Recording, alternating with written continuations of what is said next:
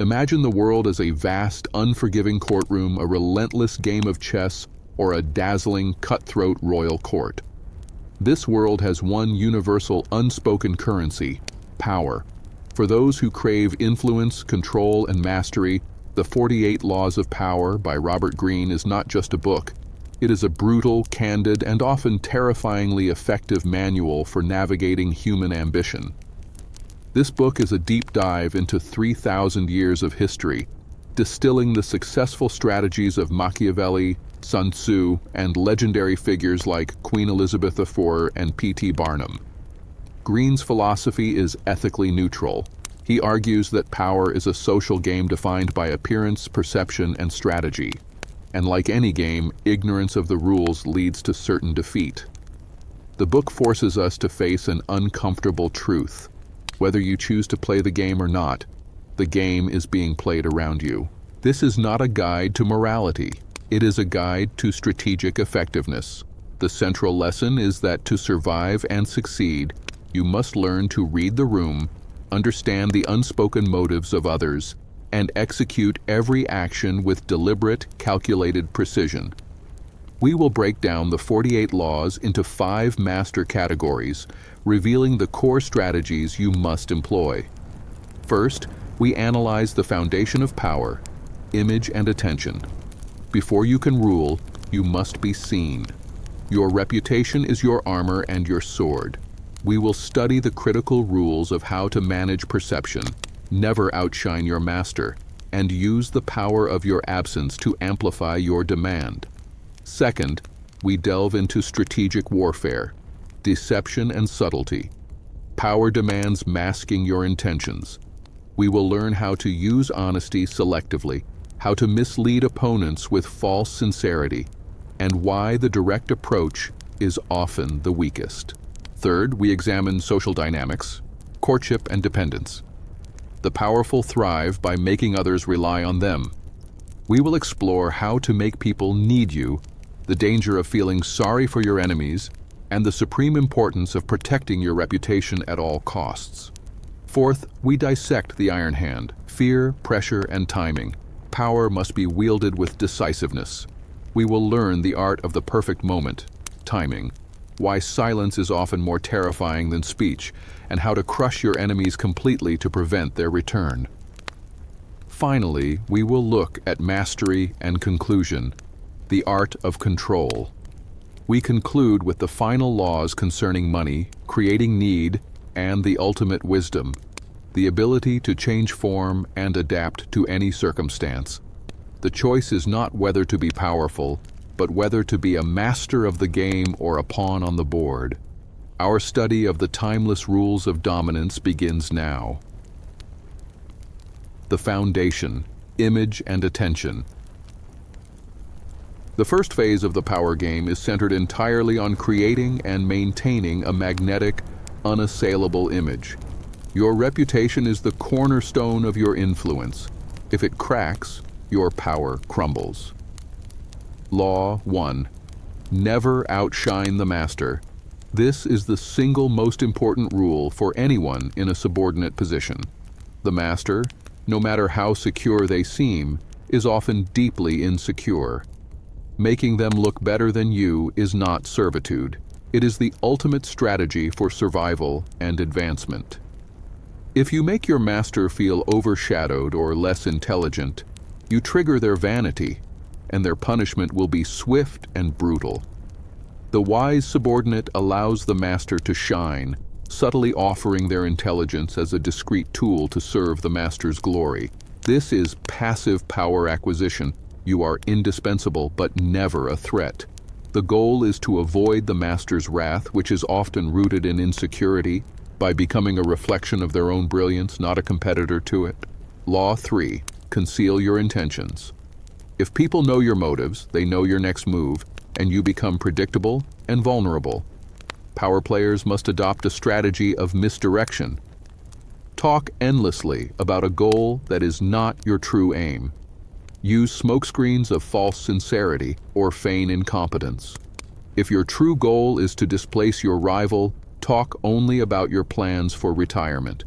When your true intention is revealed, your opponent will be caught completely off guard, having been focused on the decoy you provided.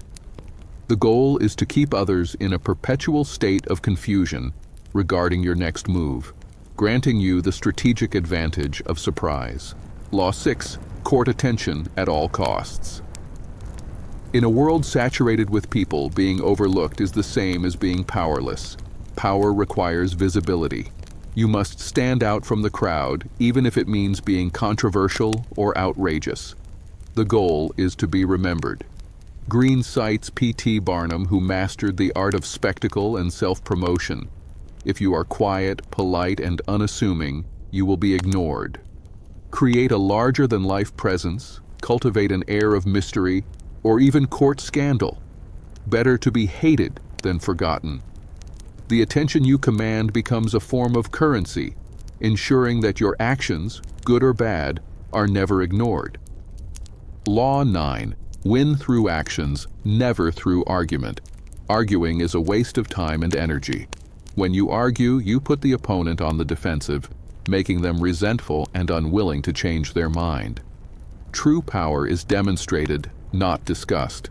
Instead of telling people you are right, demonstrate your point through undeniable success or superior execution. The only argument that matters is the result. This law emphasizes that the world judges you on what you do, not what you say you believe. Allowing others to save face by winning the argument while you execute the decisive action grants you the true, lasting victory. Law 11. Learn to keep people dependent on you. The most effective way to gain power is to make your services irreplaceable. The moment your master or colleagues can function without you, you are disposable. Do not teach them everything you know. Retain specialized knowledge, develop a unique skill set, and ensure that your removal would create chaos. Dependence is a chain of gold. It protects you from the master's capricious moods and ensures your continued advancement. This law transforms you from an employee into a necessary force, turning your skill set into the ultimate security. The synthesis of image. The goal of these initial laws is to construct a facade that operates independently of your true self. You are crafting a myth, the powerful, indispensable figure who controls their own narrative. Every action in this phase is focused on perception, protecting your master's ego, concealing your long-term plans, and ensuring that you dominate the mental landscape of everyone around you. By carefully managing your reputation and attention, you build a fortress of psychological influence that is difficult for rivals to penetrate. Strategic warfare, deception, and subtlety. This strategic block focuses on the necessity of deception, misdirection, and subtlety, the indirect arts of war that ensure your enemies never see your true intentions until it is too late. Law 14. Pose as a friend, work as a spy. Knowledge is the ultimate currency of power. To succeed, you must gather intelligence on your rival's secrets, weaknesses, and intentions. The best way to do this is not through overt investigation, but by feigning camaraderie and trust. Pretend to be a friend, a confidant, or a casual acquaintance. People are naturally inclined to talk and reveal their vulnerabilities to those they trust. The art of spying is the art of listening quietly, nodding sympathetically, and gathering critical information that can be used later to dismantle your opponent. The more vulnerable they feel they can be around you, the deeper the secrets you will uncover. Law 16. Use selective generosity to disarm. If you treat everyone with equal kindness, your generosity loses its impact. The power player uses selective kindness as a calculated strategic move. A sudden, unexpected gift or favor can disarm suspicion, confuse a potential enemy, or create a feeling of obligation that is far more potent than any debt. This is about manipulation. A momentary act of generosity can mask months of planning or make a devastating future move seem less likely. The goal is to keep the enemy unbalanced, fluctuating between suspicion and gratitude. This tactic ensures that your favors create a psychological IOU that can be called in at the moment of your choosing. Law 17. Keep others in suspended terror. Cultivate an air of unpredictability. Predictability makes you an easy target. When people know your patterns, they can counter them. The true master of power must cultivate an image of deliberate unpredictability. Do not be consistent. Occasionally do something completely irrational, emotional, or contrary to your previous behavior. This keeps your enemies guessing, consumes their energy as they try to decipher your motives, and gives you a psychological edge. Unpredictability is a form of terror. It signals that you are dangerous because you are not bound by conventional rules. The energy they spend trying to understand your irrationality is energy diverted from their own strategic planning. Law 20. Do not commit to anyone. Committing yourself to a single person, faction, or ideology limits your movement and makes you easy to contain. The strategic player maintains absolute independence. You must play the role of the aloof sovereign, allowing others to compete for your attention and loyalty. By maintaining a distance, you preserve your options, force others to cater to your needs, and prevent yourself from being dragged down by the collapse of any single ally.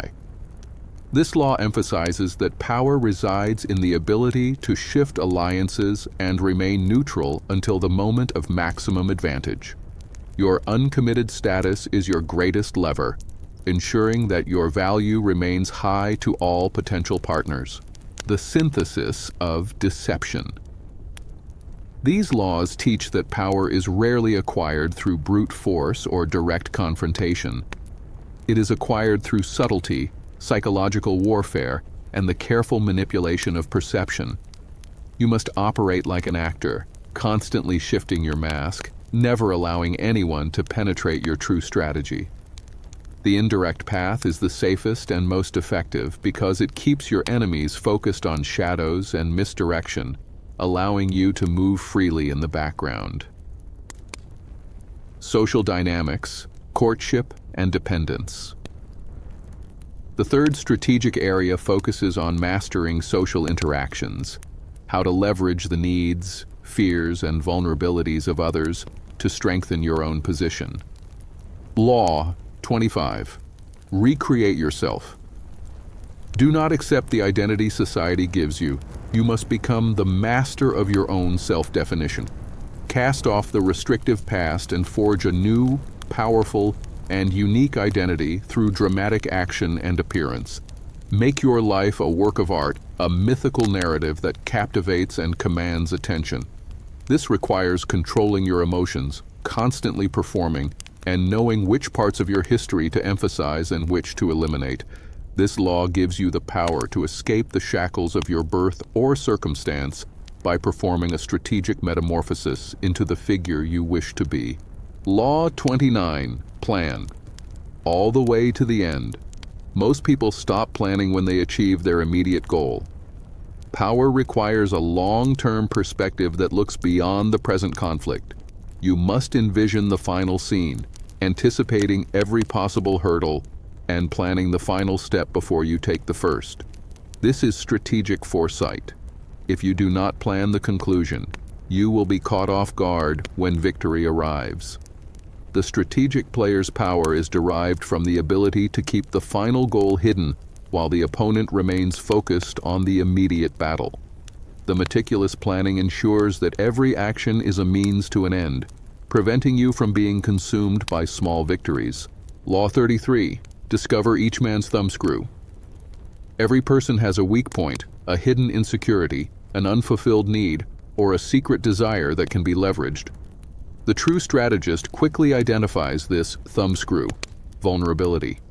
Once you know what drives a person, whether it's money, fear of exposure, or a desire for recognition, you can manipulate them by offering a path to their deepest desire or threatening their greatest fear. Knowledge of this weakness gives you a level of influence over them that surpasses any official authority. This allows you to tailor your influence, speaking directly to their most pressing needs and turning their hidden flaws into your tools. Law 40. Despise the free lunch. This law is about self-reliance and the danger of dependency. Anything free usually comes with a hidden cost, a subtle obligation, a loss of independence, or a threat to your self-respect. The powerful player prefers to pay their own way and maintain their freedom. By paying for services or favors, you keep the power dynamic clear and prevent others from holding anything over your head. The true power is in being the one who is courted and paid, not the one who accepts charity. A free gift, Greene cautions, is often a tool to manipulate. The independent payment ensures the transaction is clean and maintains your self-respect. The synthesis of social control. These laws emphasize that effective power is exercised through psychological mastery of others. You must understand the deep psychological motivations of people, their need for validation, their dependence on comfort, and their vulnerabilities, and use that knowledge to make your will their desire. Power is the art of controlling people's choices by controlling their emotional landscape, all while crafting and controlling your own public identity to maximize influence. The iron hand, fear, pressure, and timing. This block addresses the decisive, coercive, and aggressive aspects of power, the moments when subtlety must yield to force, pressure, and impeccable timing. Law 31. Control the options. Get others to play with the cards. You deal. The powerful player never offers a choice between an outcome they want and an outcome they do not want.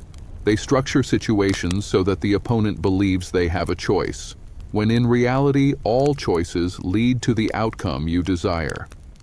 Offer a choice between two bad outcomes, one slightly less painful, or frame a decision as choosing between two of your desired goals. This technique gives the opponent the illusion of control while you maintain command of the strategic landscape. The power lies in meticulously crafting the illusion of free will, while the reality is that the decision is predetermined by your framing. Law 37. Create compelling spectacles. People are easily swayed by drama, visual presentation, and impressive symbolism. To command and maintain power, you must create a theater of authority. Do not simply be powerful, appear powerful. Use symbols, ceremonies, and grand gestures to reinforce your image and intimidate your rivals. The spectacle distracts the masses from the true strategic moves and reinforces the belief that you are a figure of great destiny. The use of awe is a powerful, non-violent form of control, ensuring that your authority is felt not just intellectually but emotionally and symbolically. Law 38. Think as you like but behave like others. To retain power, you must never allow yourself to appear as a radical, an eccentric, or an outsider. While internally you must be strategic, skeptical, and revolutionary, externally you must conform to the social norms and conventions of your time and place. If you seem too strange, too far ahead, or too moralistic, you will breed resentment and suspicion. The goal is to appear harmless, mainstream, and predictable, making your radical, strategic moves seem like natural occurrences rather than calculated maneuvers. This is the ultimate form of stealth. The sheep's clothing allows the wolf to move freely within the flock without detection. Law 39. Stir up waters to catch fish. When you are faced with a calm, difficult opponent, the best strategy is often to create chaos and stir emotion. Anger, panic, and confusion cloud judgment. By deliberately provoking your opponent through veiled insults, calculated delays, or strategic uncertainty, you force them to act rashly and emotionally. A person acting on emotion makes mistakes, reveals their weaknesses, and opens themselves up to easy manipulation. The strategist remains perfectly calm while everyone around them panics, using the turbulence to seize the opportunity. This law is about understanding that emotional control is the critical advantage in any confrontation. The synthesis of force. These laws deal with the application of power in direct and indirect confrontations. They emphasize that control is maintained through psychological pressure, forcing the opponent to act on your terms, within your chosen options, and under the pressure of chaos or fear. The decisive leader is the one who chooses the battlefield, controls the rules, and strikes at the moment when the opponent is most emotionally vulnerable. Mastery and conclusion, the art of control. The final laws address the last, most abstract components of power, the use of money, time, and the ultimate strategic insight required for long-term dominance and survival. Law 45, preach the need for change, but never reform, too much at once. Change is necessary for progress, but humans are creatures of habit and are terrified of sudden upheaval. To retain power while reforming, you must preach the necessity of change while keeping the actual process slow, subtle, and gradual. If you implement massive change all at once, you will trigger mass revolt and destabilize your position. The wise leader honors the tradition of the past while subtly introducing the innovations of the future. This is the art of strategic patience. Change the substance while preserving the form, ensuring that the populace accepts the new reality without realizing how much they have been moved. Law 47, do not go past the mark you aimed for. In victory, learn when to stop. This is the critical law of restraint.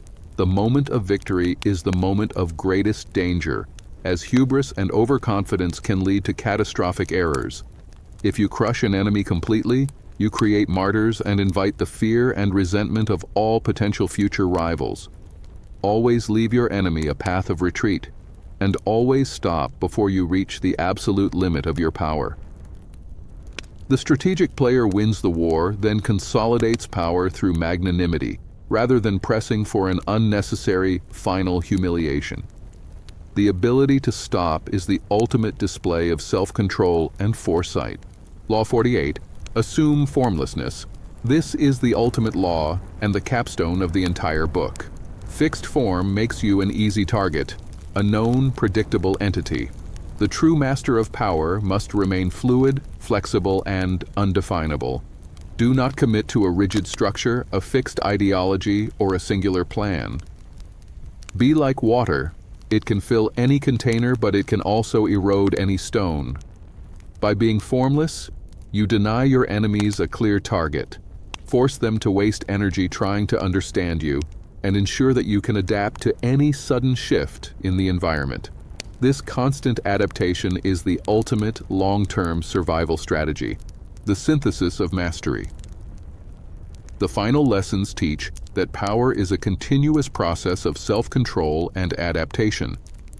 The master strategist understands that money and status are merely tools. The true skill lies in controlling the tempo of events, timing, manipulating the expectations of others, and constantly evolving their own image to remain unpredictable and relevant. To master the 48 laws is to master the ability to play the long game while always remaining adaptable, ready to discard one form and assume the next.